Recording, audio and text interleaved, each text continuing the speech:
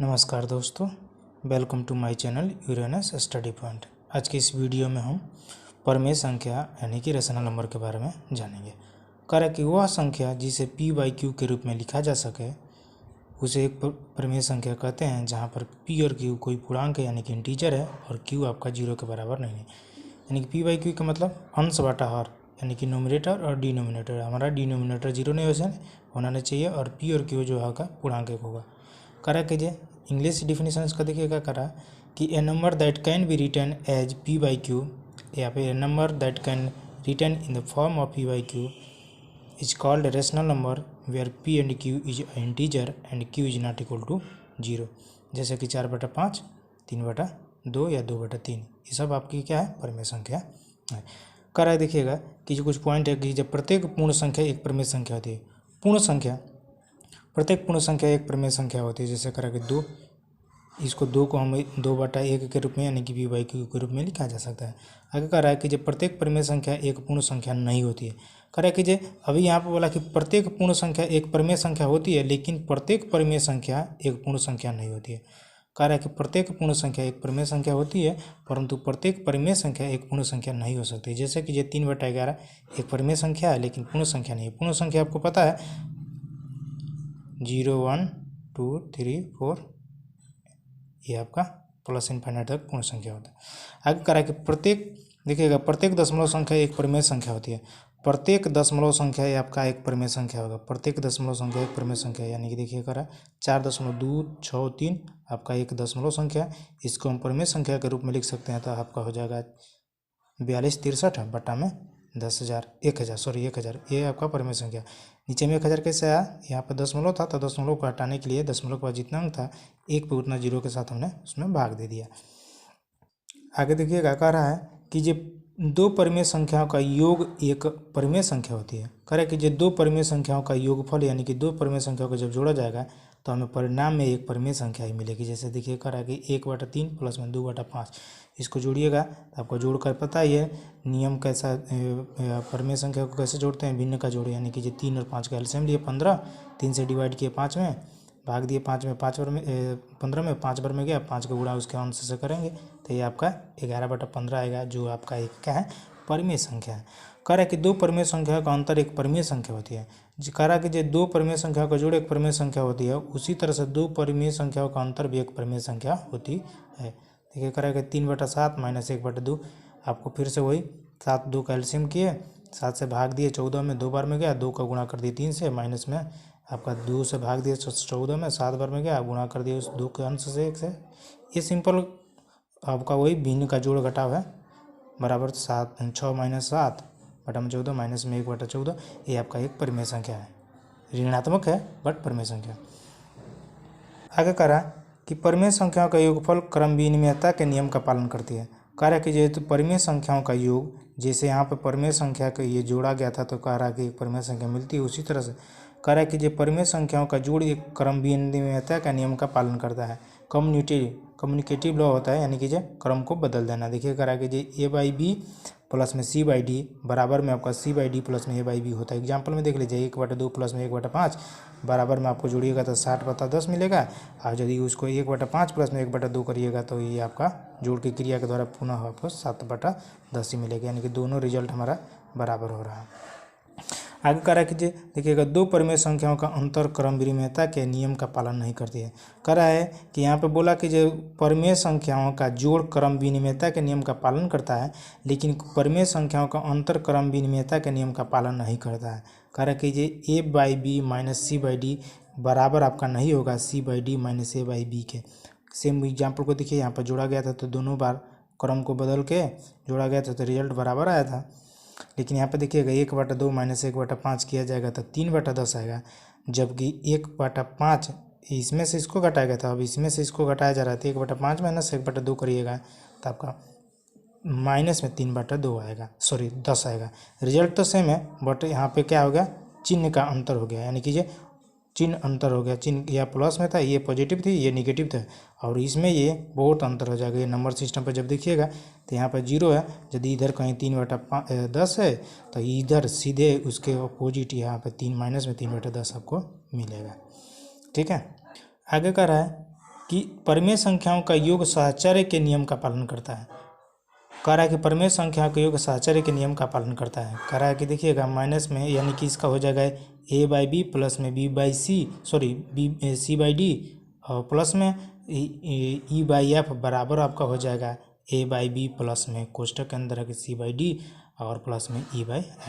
कह रहा है कि वो बहुत लंबा हो जाता, उसको लिखना उस डायरेक्ट हम एग्जांपल में आपको दिखा दे रहे हैं। कह रहे कि माइनस में 3/2 प्लस में 1/4 प्लस में 1/6 बराबर आपका देखिएगा क्या होगा।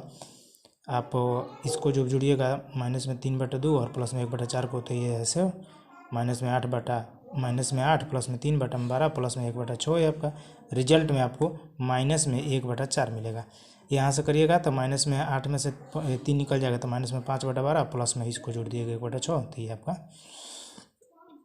अब उसी तरह से पहले इस दोनों को जोड़ लीजिए, इस दोनों को जोड़ दिएगा 1/4 प्लस में 1/6, उसके बाद से माइनस में 1/2 जोड़ दिया जाएगा, तो माइनस में 1/2 प्लस में यहाँ पे 1/4 है, 1/6 को जोड़िएगा तो 3 प्लस में 2 बटा में 12, एलसीएम 4 और 6 का एलसीएम 12 करके, तो ये हो जाएगा माइनस में 2/3 प्लस में 5/12 जोड़िएगा तो मैंने 1/4। ये दोनों रिजल्ट आपका बराबर आ गया। अर्थात कि माइनस में 2/3 प्लस में 1/4 का कोष्टक बंद प्लस में 1/6 बराबर आपका होगा माइनस में 2/3 प्लस में कोष्टक के अंतर्गत 1/4 प्लस में 1/6। अर्थात कि परिमेय संख्याएं योग के साहचर्य के नियम का पालन करती।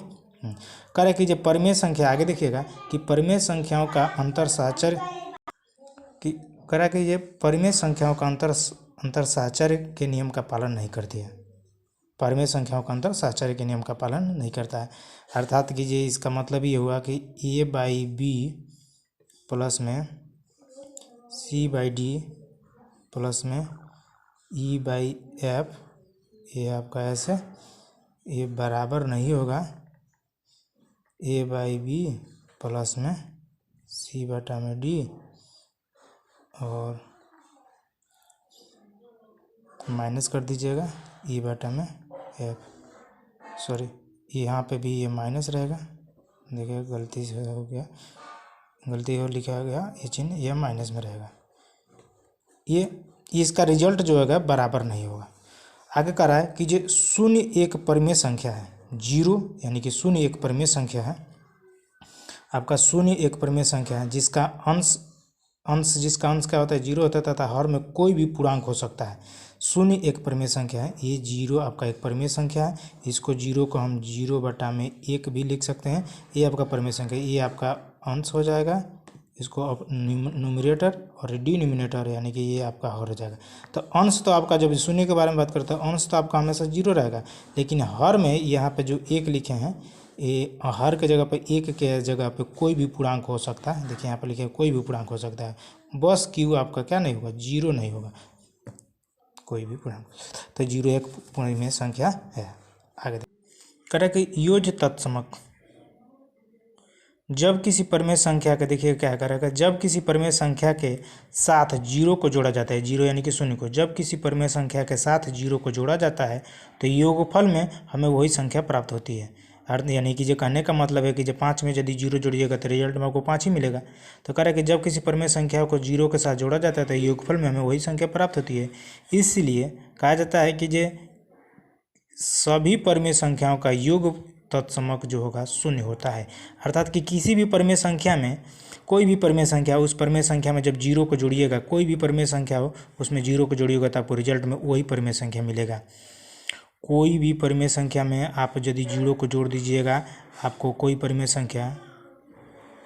परिमेय संख्या तो रिजल्ट में आपको परिमेय संख्या मिलेगा। कौन? सेम परिमेय संख्या मिलेगा आपको, सेम परिमेय संख्या मिलेगा आपको जोड़िएगा। तो देखिए कह रहा है कि 2/3 प्लस में 0 करिएगा तो 2/3 प्लस में 0/1 उसको परिमेय संख्या के रूप में हमने लिख दिया, अंश बटा हर के रूप में बराबर में आप करिएगा तो आपको 2/3 ही मिलेगा।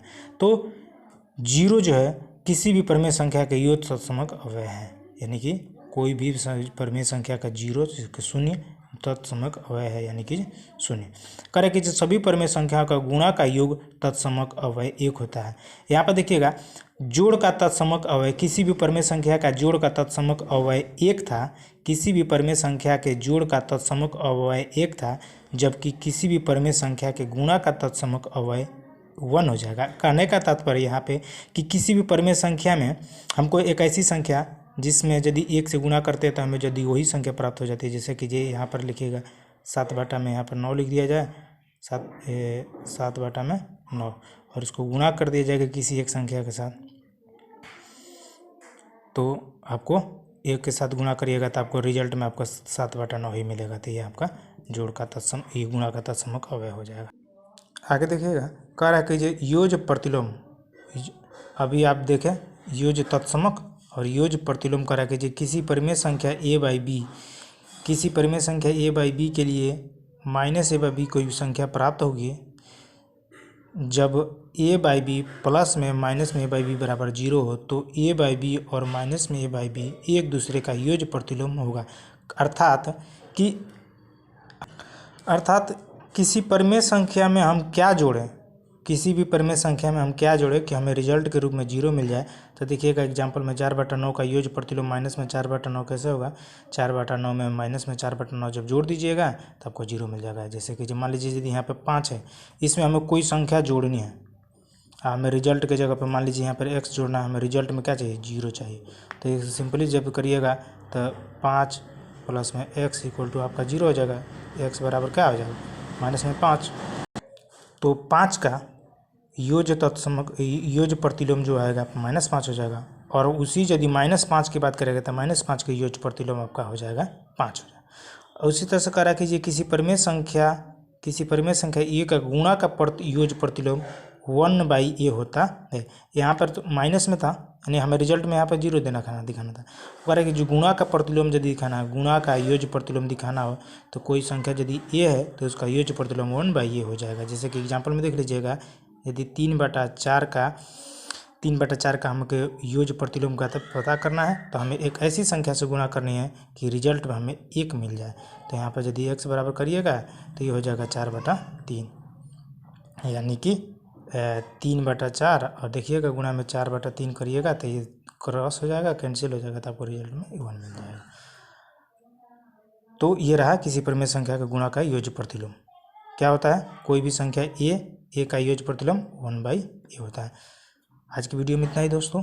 अगले वीडियो में हम इस पे सारे पे क्वेश्चन करेंगे, सभी पे जो भी देखे पढ़े उस पर क्वेश्चन करेंगे, देखेंगे।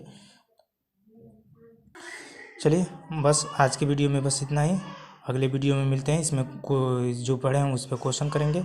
और आप खुश रहिए, स्वस्थ रहिए, और वीडियो को लाइक करिए, सब्सक्राइब करिए, चैनल को सब्सक्राइब करिए, और आप लाइक करिए, कमेंट करिए, और जो भी इसमें गलतियाँ हो रही हैं, यदि कोई गलती हो तो आप कमेंट करके हमें बताइए, हम सुधार करेंगे। तब तक के लिए आप जय हिंद, जय भारत।